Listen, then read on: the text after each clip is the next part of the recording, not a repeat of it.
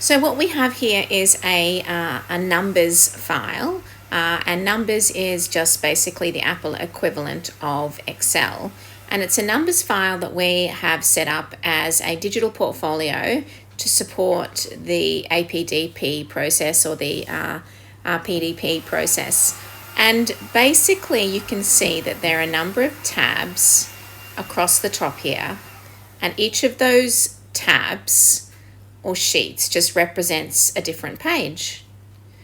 So you've got the introduction here, you've got a page for a professional profile, you've got a page to support you with thinking about some goals, because on this page there is the EIA for 2022, and there are also some screen grabs of the AITSL standards, and you can get to those by simply just clicking on the progress button there.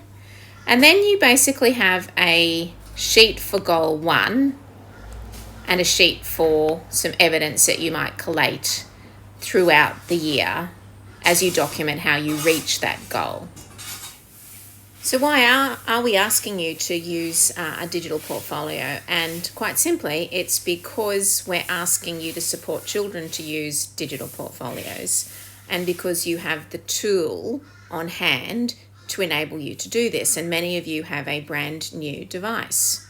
So it seems to make good sense for us to ask you to use this to document your progress towards your goal. This week in the staff meeting, we're doing some learning about differentiation, and that is largely to do with assistive tech.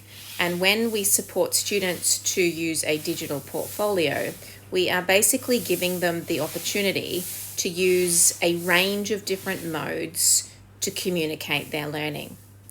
And we have just added an image over here to remind you of the fact that you can do this too. So you can add photographs or video, you can type text, you can add audio. So when you do your reflection, for example, simple process to just record yourself reflecting on the whole process, or you can add drawings as well. Another question might be, well, why numbers? Well, numbers can be used in the same way that pages can be used, but the reason you would use numbers is because you can view at a glance a whole range of steps in a process. So for that reason, it's good for inquiry and science, for example. And it's also perfect if you have any data that you are wanting to represent.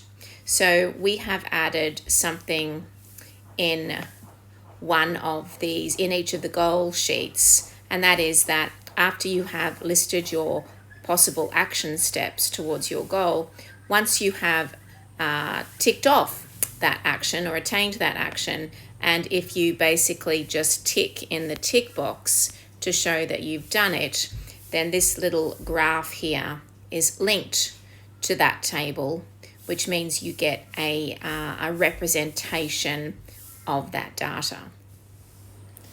And once again, the use of data, the collection of data, the representation of data is fairly important in a number of our different curriculum areas. So we know that in HASS we collect data through inquiry. We know that in scientific inquiry we collect data and represent it, and certainly in digital technologies there's a requirement that we support students to understand the collection and the representation of data and how data can drive you towards the design of a solution, a digital solution. Now, in terms of the practical use of this document, when you see something with a little plus sign, it is called a media placeholder, which means that it's waiting for some media to be added. And this is something we have embedded in the digital portfolios that the students are using in 3 to 6 as well. So if you just plus or tap on the plus, you will get the option to take a photo or video, or to choose a photo or video to add in there. In this case, it's your profile, so it would be an image of yourself or an emoji of yourself. If you see a shape like this one, requiring you to add text to it, you simply have to double tap and then you are able to add text to it.